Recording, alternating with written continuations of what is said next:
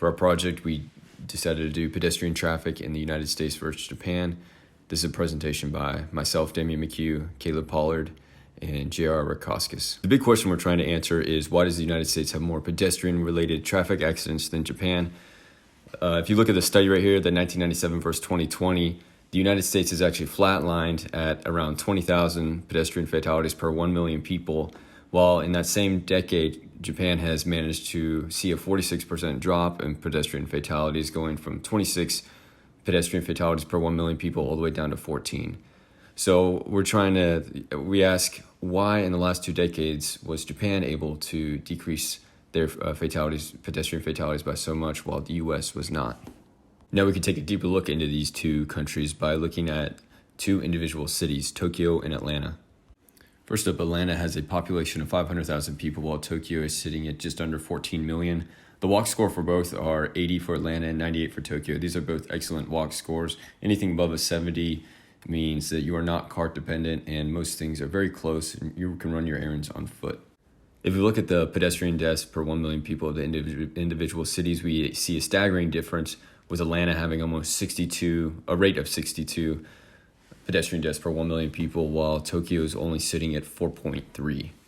Tokyo has a prominent commuter line called the Yamanote Line. It is almost 22 miles long and it opened in 1885, but saw performance increases back in 2010. It's a centralized rail loop that acts as a circular connector for major cities around Tokyo. The Atlanta Beltline can emulate this. There is already plans in place to create a walking path as well as a light rail system around this Beltline that circles Atlanta, much like the Yamanote Line does with Tokyo and its surrounding cities.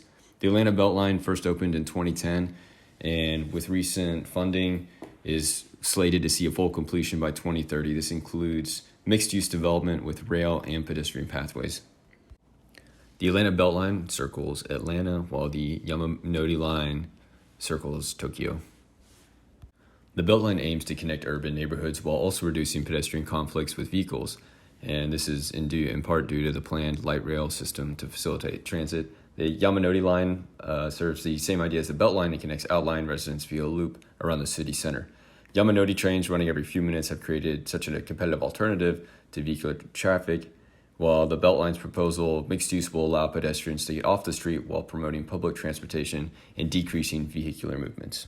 Proximity is the Yamanote's key to success, with 64% of Tokyo's central business district within 5 minutes of any station and 100% within 10 minutes of walking. Some keys to success in Atlanta would include also using the public transit to get into the city to access the Beltline. The city population of around 500,000, the city sees around 370,000 daily commuters. A park and ride facility would be crucial to long-term success of public transit system in Atlanta. To implement a new system would cost a significant amount of money, even assuming that only 30% of the commuters will use the park and ride facility. At an average cost of $22,000 per parking space for those 120,000 commuters, we're looking at a cost of $2.6 billion just in facilities alone.